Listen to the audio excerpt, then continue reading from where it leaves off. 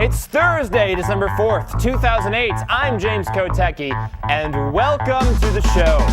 Hey, you know all those people who say that pretty much everything the government does is unconstitutional? Well, it looks like they may finally have a point. And bonus, it's a point that could hurt Hillary Clinton. Turns out there's a clause in this Constitution that prevents members of Congress from being appointed to positions that had wage increases during that member's time in office. So, since the Secretary of State had a salary increase during Clinton's Senate tenure, this all has the potential of being a full-scale constitutional crisis. Unfortunately for the Hillary haters, she's not going to be Secretary of State in the same way that Obama's foreign birth disqualifies him from being president, and Congress will stop abusing the Commerce Clause. That is to say, she's got the job. Congress is just going to have to set the salary for Sec State to what it was before her current term started. Oh well, once again, the Constitution just proves to be a minor obstacle in the way of politicians doing pretty much whatever they want.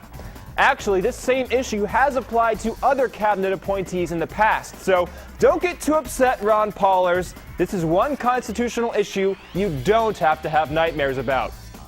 Next, you know our country is cynical, and members of Congress are hanging up on the president-elect because they assume it's a prank call.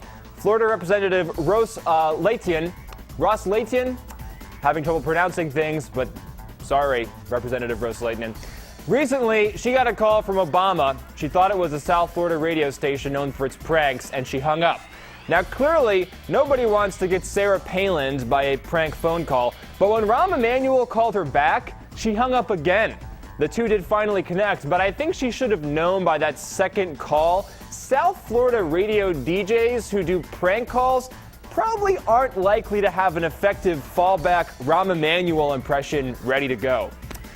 Well, that's almost it for today's hit, but before I do my usual closing pitch, or rather, instead of my usual closing pitch for Politico.com/Kotecki, I'd like to instead close with a little a cappella number I whipped up to anticipate some of today's angry Ron Paul-related comments. Please don't hate me. I don't think you should hate me if I make fun of Ron Paul or his supporters. You shouldn't take yourselves so seriously. It's the internet, and I'm just trying to have some fun.